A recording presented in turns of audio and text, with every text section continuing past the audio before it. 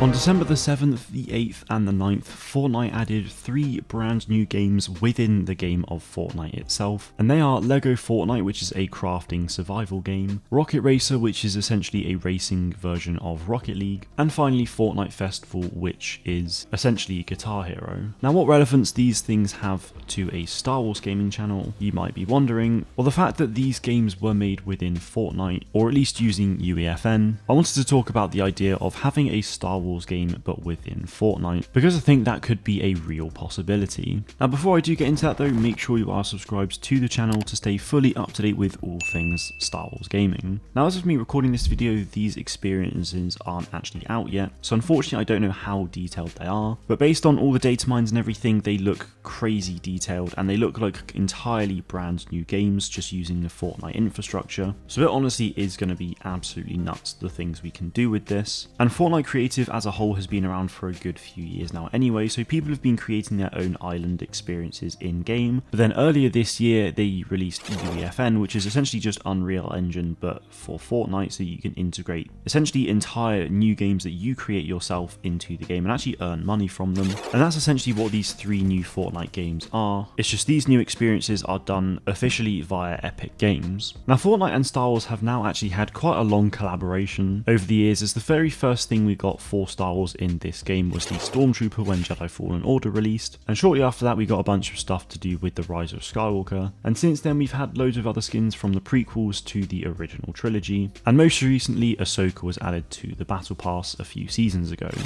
Star Wars gaming itself, as everyone will know, has been pretty dead over the last couple of years, besides the odd game with LEGO Star Wars Jedi Survivor, and hopefully at the Game Awards Star Wars Outlaws will have a release date as well. But like I said, I'm recording this video before the Game Awards, so I don't actually know anything like that, but this video will be going up after the Game Awards, so fingers crossed there is some news. So with Star Wars gaming being pretty dead recently, despite the fact that we know that many games are actually on the way, I think it would be amazing to see a Fortnite Star Wars game actually get made, and with Fortnite being a third-person shooter with many first-person elements with a lot of the new guns, I think it would be incredible to actually see Epic Games essentially do Battlefront but within Fortnite. Now, EA and DICE did a fantastic job with the Battlefront games that they made. Obviously, I know they all had their issues, but I still absolutely loved them and they hold a special place in my life, as of course do the classics. But we know for a fact that EA just won't be making Battlefront 3 anytime soon because they're focused on Battlefield, and realistically we're not going to be seeing any large-scale Star Wars multiplayer games anytime soon like Battlefront 2, and I think Epic Games could absolutely pull it off. Fortnite's new map looks absolutely unbelievable, and the gameplay in Fortnite is obviously really solid as well, so I think it honestly could work